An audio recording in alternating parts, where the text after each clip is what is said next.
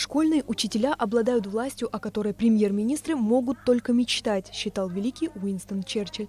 Поспорить с этим изречением сложно, ведь каждый взрослый человек, анализируя собственную жизнь, обычно отмечает тот посыл, который в нем закрепили педагоги. Актуальность этой мысли не теряется и сегодня. Ученица Сухумского интерната Даниэла Думава собирается посвятить свою жизнь глубокому изучению математических наук. Подобное желание у девочки усиливалось по мере того, как она наблюдала за работой своей любимой учительницы. Она будет ему помогать до тех пор, пока ребенок сам не сможет понять этого, пока не освоит программу. Сколько бы на это времени не ушло, она будет заниматься с ребенком. Это очень большой плюс. Зита Хварцкая пришла работать в Сухумский лицей-интернат после окончания Отечественной войны народа Абхазии. Сегодня она не только преподает алгебру, но и является завучем учебного заведения. После войны, когда открыли эту школу, у нас был такой контингент, которым нужна была на самом деле помощь. Дети после войны, 2 года, которые не учились в школе, и тут была понятна, ясна картина, что если мы не поможем, то мы потеряем одно поколение. В обществе иногда отмечают, что каждое поколение школьников хуже предыдущего. Речь идет об успеваемости и дисциплине, но самое актуальное мнение по этому поводу принадлежит опытным учителям. Я бы не сказала, что в худшую сторону они меняются. Нет. Просто время диктует свое. Другое поколение, конечно, другие ценности появляются, другое мировоззрение. И самое главное, мы должны стараться догонять это время.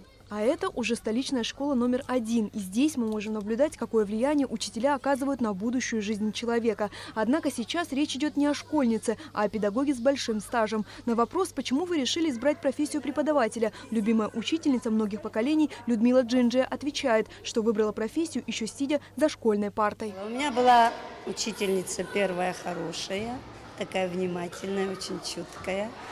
Она, кстати, до сих пор работает.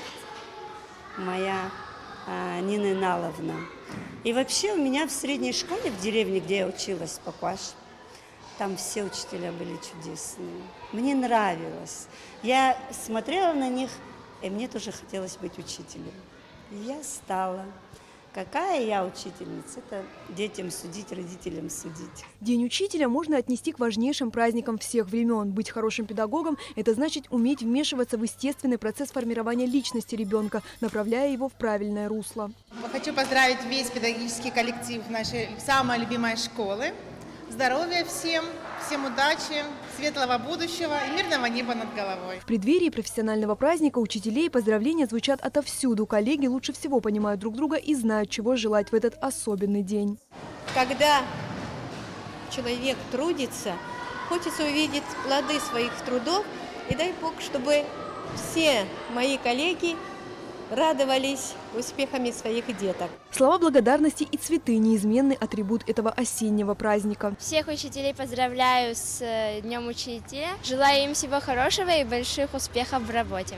Огромное волнение сегодня испытывают новоиспеченные ученики. 1 сентябрь в их жизни миновал. Они уже доверились своим классным наставникам и теперь каждый день получают взамен любовь и новые знания. Поэтому так хотят выразить свое спасибо в той форме, которой владеют. Поздравляем! Амилия Бисмарк, Степан Мартиросян, Абхазское телевидение.